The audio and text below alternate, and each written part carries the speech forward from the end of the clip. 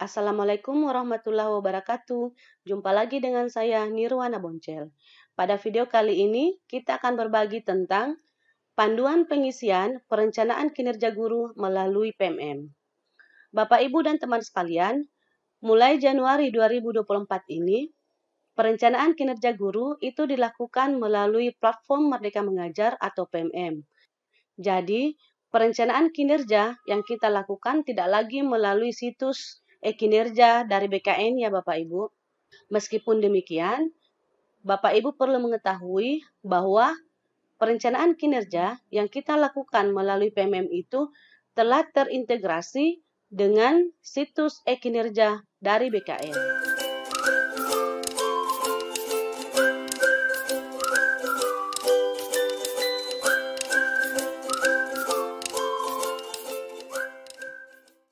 Nah, Bapak Ibu dan teman sekalian, kita langsung saja ya. Kita ke Chrome. Nah, Bapak Ibu dan teman sekalian, untuk bisa mengakses PMM, maka kita harus login menggunakan akun Belajar ID ya Bapak Ibu. Jadi kita tidak akan bisa login ke PMM apabila kita menggunakan akun yang lain. Jadi harus akun Belajar ID. Kemudian di bagian pencarian ini kita ketikkan PMM. Lalu kita enter dan kemudian kita memilih ini, platform Merdeka Mengajar.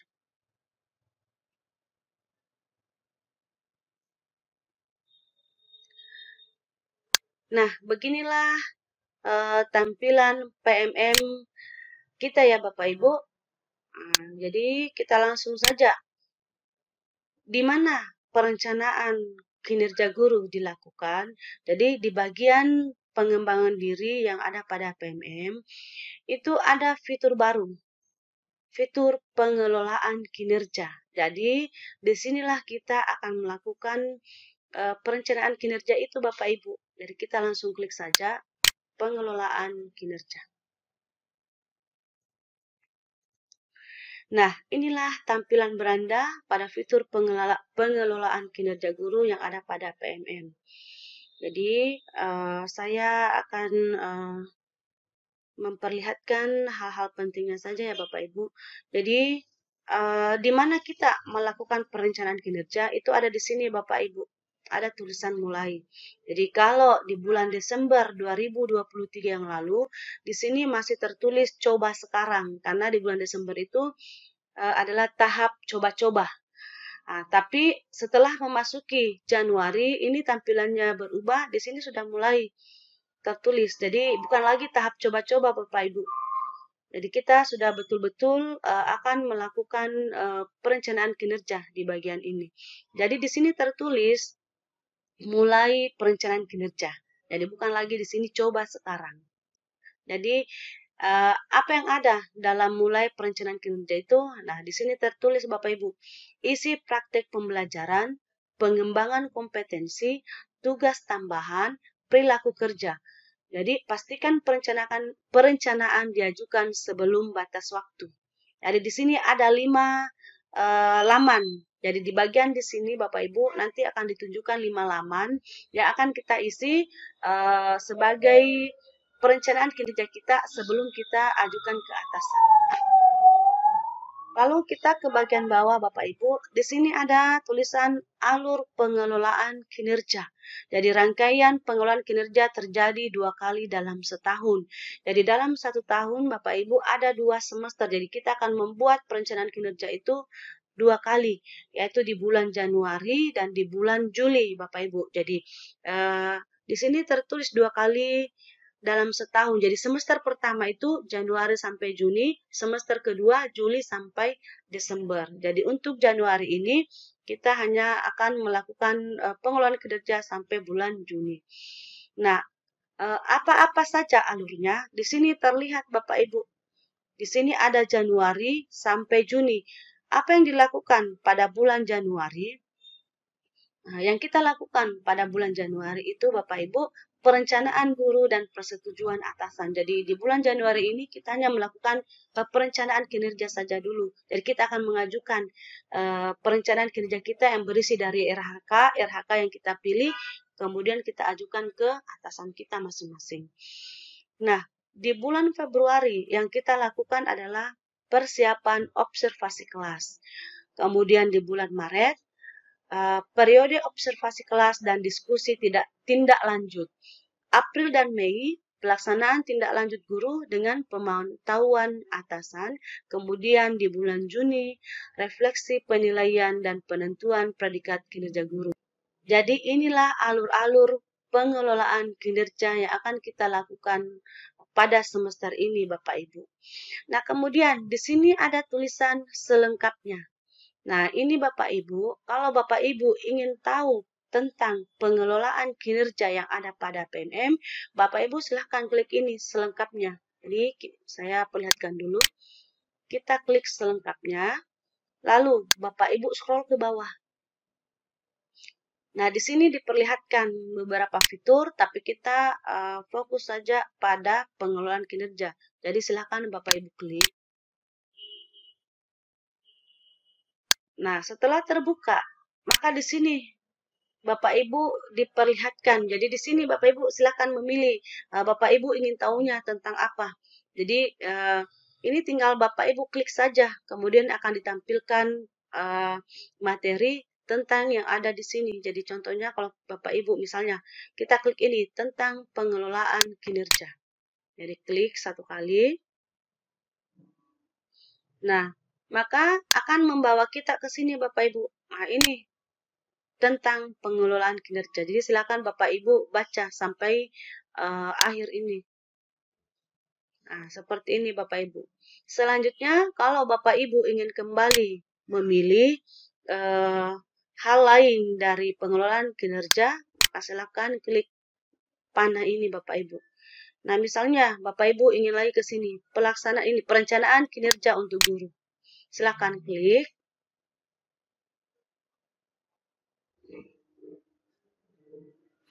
Nah, kita scroll ke bawah. Nah, di sini kita diberikan lagi pilihan. Silakan Bapak Ibu memilih lagi yang mana yang Bapak Ibu ingin ketahui. Misalnya, penyusunan perencanaan kinerja guru, penyusunan perencanaan kinerja untuk guru jenjang SD sampai SMA. Silakan klik Bapak Ibu. Maka kita diperlihatkan panduan seperti ini Bapak Ibu. Jadi ini adalah panduan untuk mengisi perencanaan kinerja. Jadi kalau Bapak Ibu ingin tahu bagaimana caranya mengisi perencanaan kinerja pada pengelolaan kinerja, silakan Bapak Ibu masuk ke bagian ini. Ini adalah panduannya Bapak Ibu. Ya.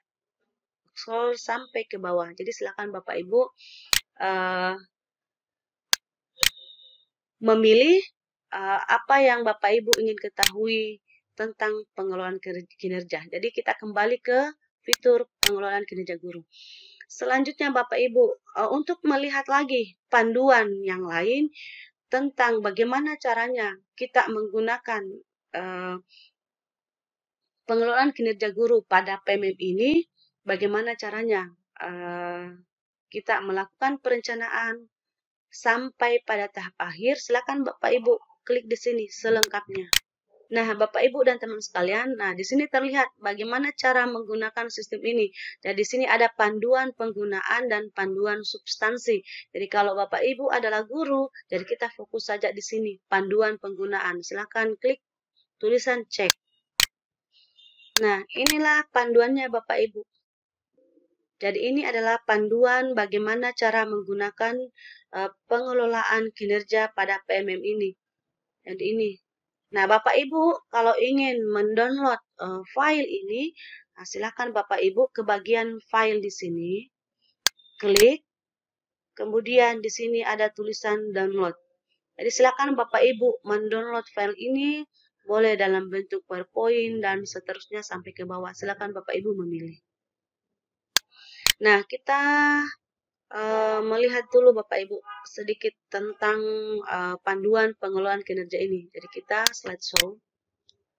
Nah, Bapak Ibu dan teman sekalian, pengelolaan kinerja di PMM ini adalah alat bantu yang memudahkan kita sebagai guru untuk menentukan sasaran kinerja yang lebih kontekstual dengan kebutuhan satuan pendidikan dan pengembangan karir demi peningkatan kualitas pembelajaran murid. Nah, Bapak, Ibu, dan teman sekalian, pengelolaan kinerja ini terbagi atas 3 tahap. Yang pertama perencanaan, kemudian pelaksanaan, dan yang ketiga adalah penilaian. Nah, apa yang ada pada tahap perencanaan? Jadi pada tahap perencanaan ini, nah disinilah Bapak Ibu kita memasukkan RHK yang akan kita pilih, yang sudah disiapkan oleh PMM. Jadi pada tahap perencanaan ini, kita akan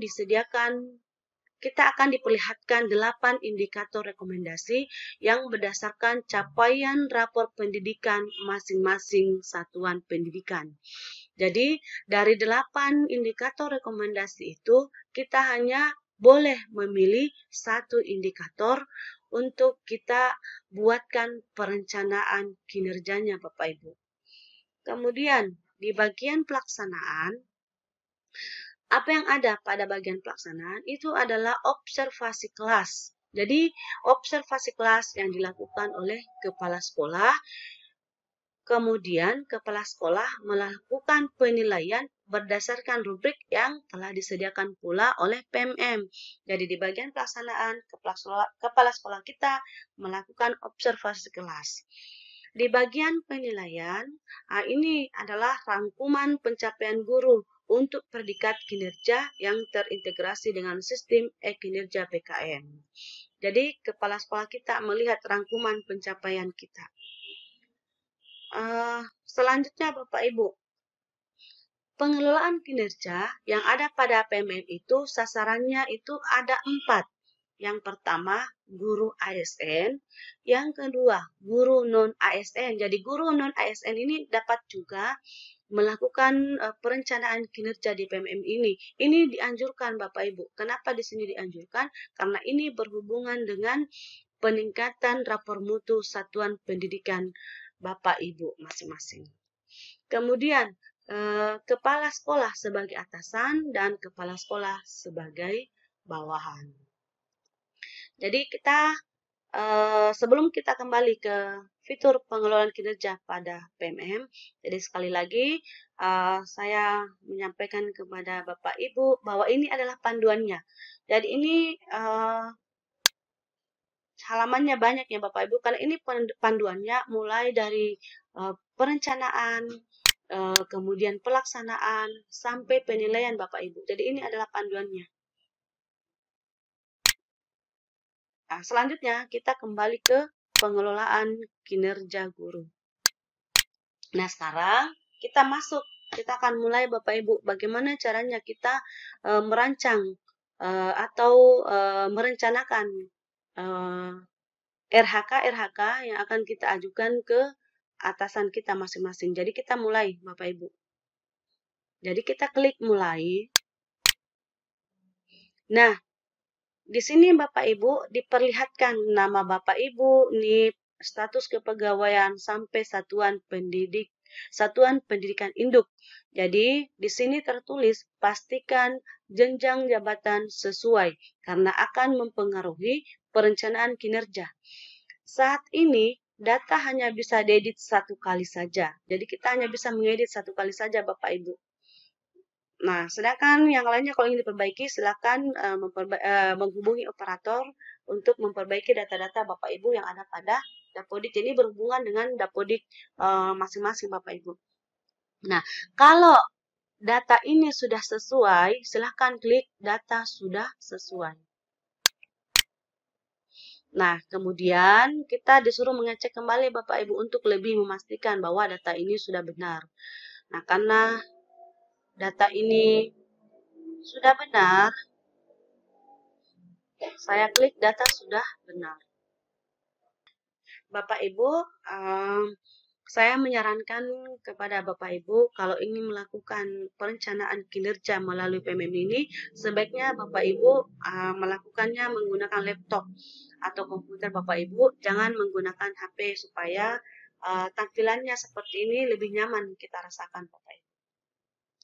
Nah, inilah perencanaan kinerja kita Bapak Ibu. Ada 5 laman di sini. Yang pertama praktek pembelajaran, yang kedua pengembangan kompetensi, yang ketiga tugas tambahan, selanjutnya perilaku kerja, dan terakhir adalah rangkuman. Jadi ini Bapak Ibu tidak akan bisa terbuka kalau Bapak Ibu tidak menyelesaikan laman atau bagian yang awal dulu. Jadi nanti selesai bagian yang di sini baru bisa terbuka yang kedua, ketiga, keempat, dan kelima.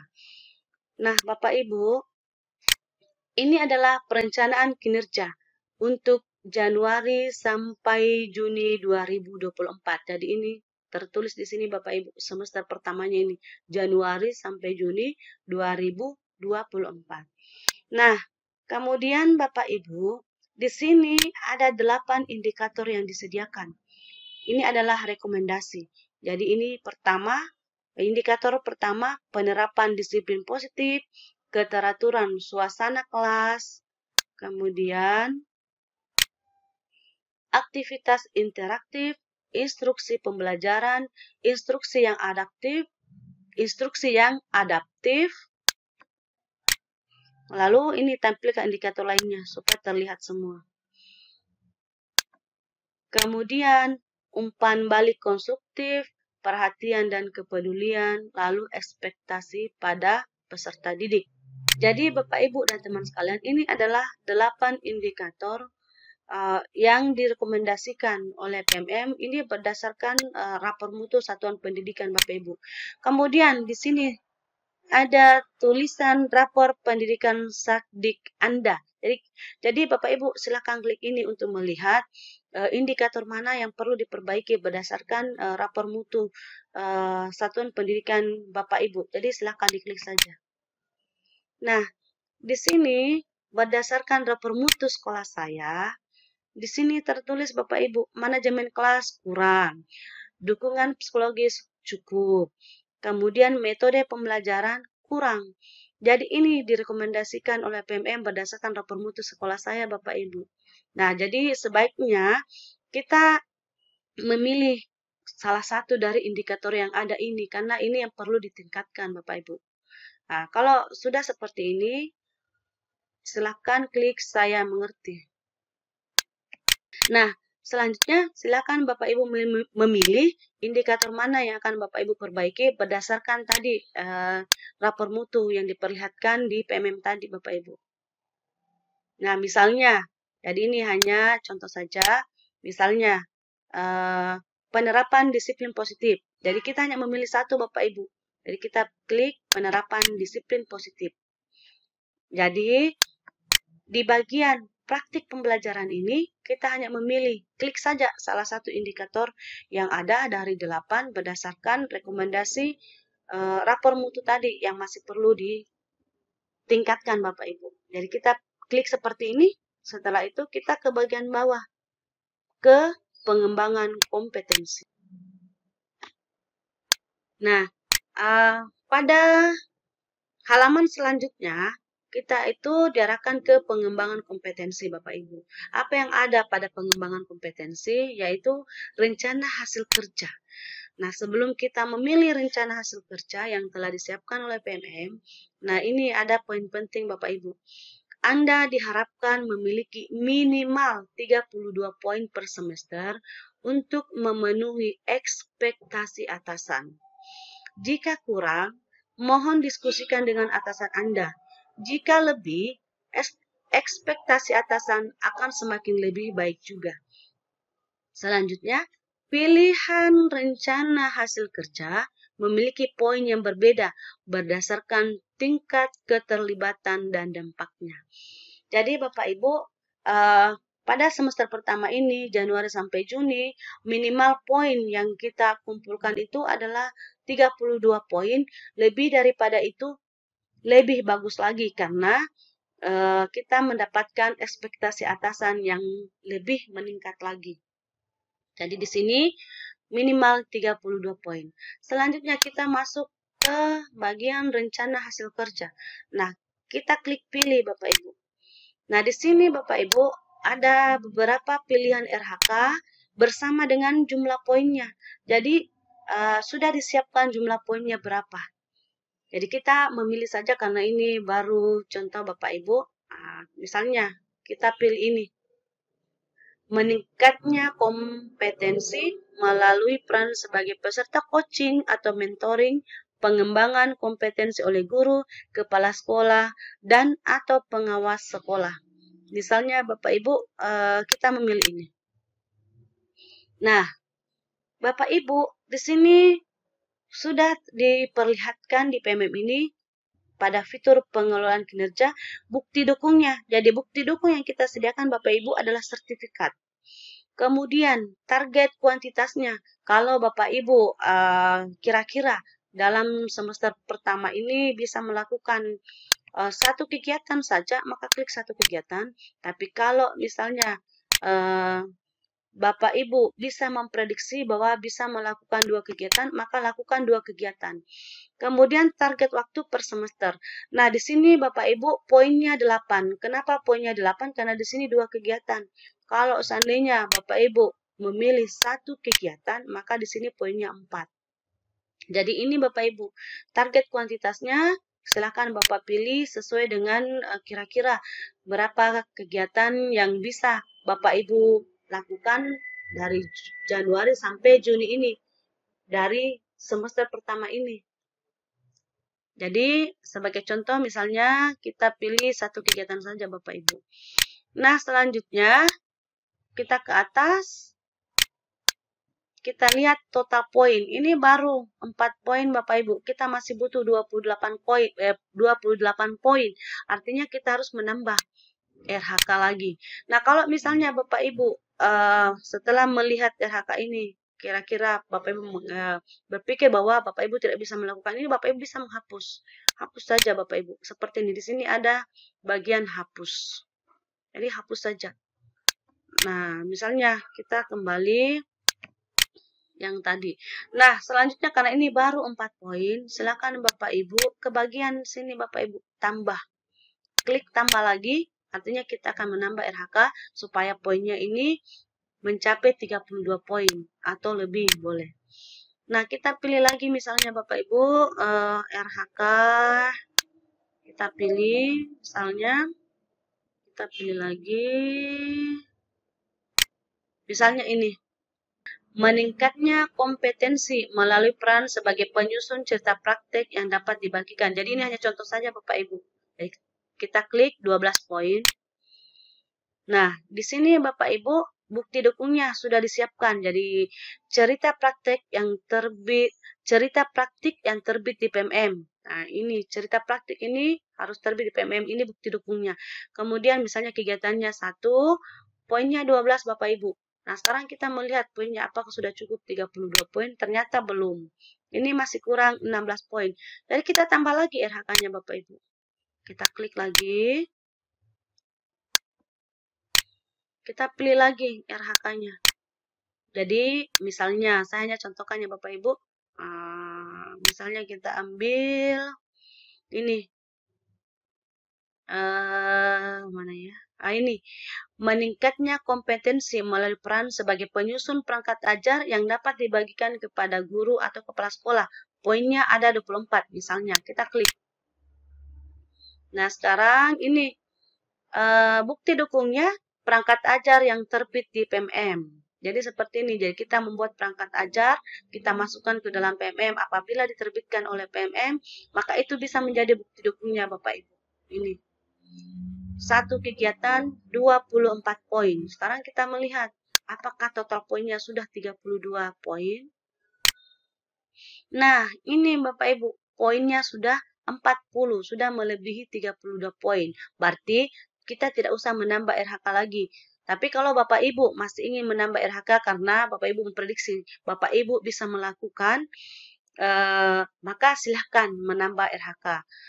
Tapi kalau misalnya Bapak Ibu di sini masih kurang 32 poin, Bapak Ibu jangan melangkah ke halaman berikutnya karena ini menandakan bahwa RHK ini kita tidak akan bisa mencapai 32 poin. Jadi pastikan Bapak Ibu di sini harus total poinnya 32 poin atau lebih. Jadi sekali lagi saya menyampaikan ke Bapak Ibu, kalau di sini masih kurang 32 poin, maka jangan melangkah dulu Bapak Ibu. Pastikan di sini 32 poin supaya ekspektasi atasan terpenuhi atau lebih poinnya Bapak Ibu. Jadi 32 poin atau lebih. Kalau sudah seperti ini Bapak Ibu, kalau misalnya Bapak Ibu tidak bisa melanjutkan ke langkah berikutnya karena misalnya ada pekerjaan yang harus diselesaikan terlebih dahulu, maka Bapak Ibu bisa klik di sini simpan sebagai draft. Jadi ini akan tersimpan sebagai draft, tidak akan hilang Bapak Ibu. Nah, kemudian selanjutnya kalau misalnya kita melangkah lagi, kita klik karena sudah terpenuhi tadi poinnya lebih daripada 32 poin, kita klik tugas tambahan ini. Nah, ini Bapak Ibu. Tugas tambahan ini Bapak Ibu tidak diharuskan semua guru memilih. Jadi ini opsional bagi yang punya saja tugas tambahan Bapak Ibu. Kalau Bapak Ibu tidak punya tugas tambahan, tidak usah klik ini Bapak Ibu. Di sini ada keterangan. Jika tugas yang diberikan kepada Anda tidak termasuk dalam tugas tambahan di sini, maka Anda dapat melewati pengisian tugas tambahan dan lanjut ke halaman berikutnya. Jadi khusus tugas tambahan ini Bapak Ibu boleh dilewati kalau memang Bapak Ibu tidak memiliki tugas tambahan. Nah, sekarang kita lihat RHK-nya apa saja, kita klik. Nah, di sini Bapak Ibu tidak diperlihatkan lagi poin-poinnya karena poin sudah terpenuhi di bagian pengembangan kompetensi. Ini hanya seperti tambahan saja Bapak Ibu. Nah, misalnya kita memilih ini. Di sini terlihat hanya untuk SMP, SMA, atau SMK. Meningkatnya kinerja satuan pendidikan melalui pelaksanaan tugas tambahan sebagai wakil kepala sekolah, sebagai wakil kepala satuan pendidikan. Kita melangkah lagi apa saja yang ada di sini. Ini semua jenjang. Meningkatnya kinerja satuan pendidikan melalui pelaksanaan tugas tambahan sebagai pembina ekstrakurikuler.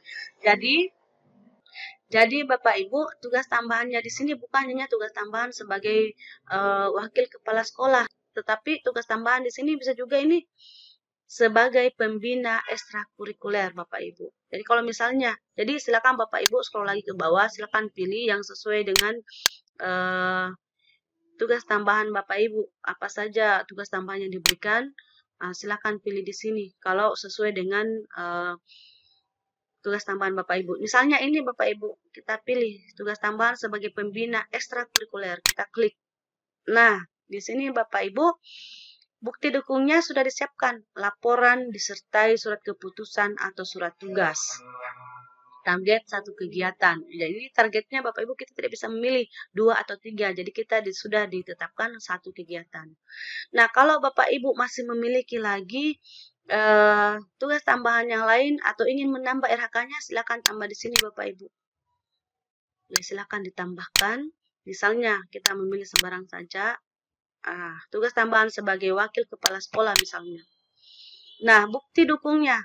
Laporan disertai tugas keputusan atau surat tugas. Jadi lapornya Bapak Ibu ini tidak ada bentuk yang diseragamkan. Jadi laporannya itu bentuknya diserahkan ke Bapak Ibu masing-masing. Bagaimana bentuk laporannya. Tapi di sini bukti dukungnya adalah laporan disertai surat keputusan atau surat tugas.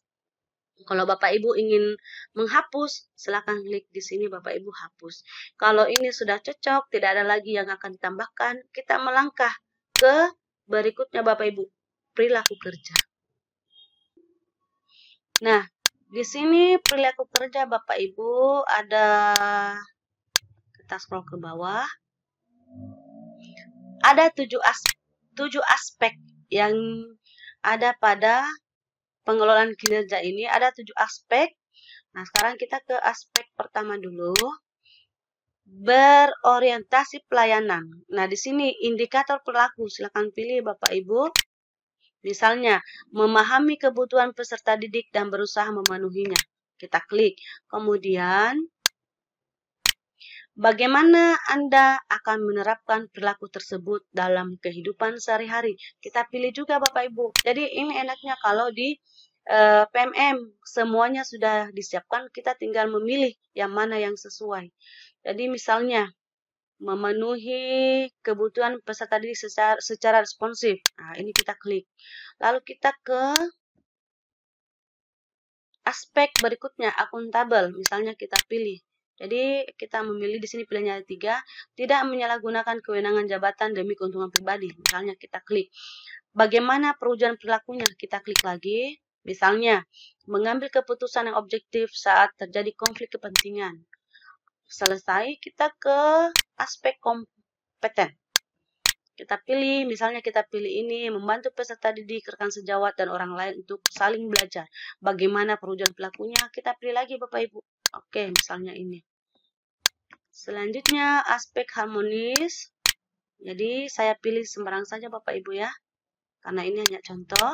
Kemudian perwujudan perilaku, misalnya ini, memberikan solusi dan atau informasi sesuai kewenangan. Dan ini semua harus kita isi Bapak Ibu. Jangan ada yang tidak kita isikan karena akan muncul pada SKP Bapak Ibu. Jadi ini kita pilih, kemudian perwujudan perilaku, misalnya kita pilih ini, lalu aspek berikutnya, misalnya Bapak Ibu. Jadi Bapak Ibu nanti kalau memilih harus betul-betul membaca ya Bapak Ibu. Ini hanya contoh, jadi saya tinggal klik saja. Jadi ini, lalu ini, dan terakhir kita pilih ini. Nah, Bapak Ibu ini sudah selesai. Kita sudah selesai mengisinya.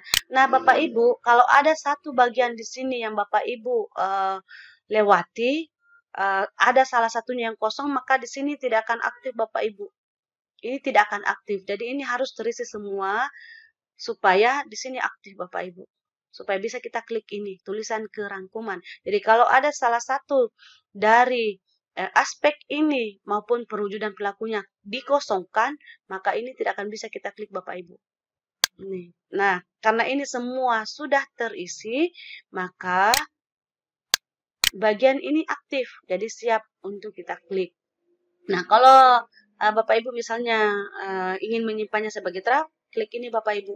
Tapi kalau ingin melanjutkan, silakan ke rangkuman. Nah, Bapak Ibu, ini adalah bagian terakhir dari perencanaan kinerja Bapak Ibu, yaitu rangkuman. Nah, di sini Bapak Ibu kita diperlihatkan semua isian kita yang mulai dari bagian pengembangan kompetensi atau RHK-RHK tadi yang kita isikan sampai dengan perilaku kerja. Jadi kita scroll pelan-pelan ke bawah. Jadi ini semua isiannya tadi ya Bapak Ibu. Ya, scroll ke bawah. Nah, ini hasil kerja tambahan, yang tugas tambahan tadi Bapak Ibu. Lalu kita ke bawah lagi. Nah, ini adalah perilaku kerja yang terakhir kita isikan.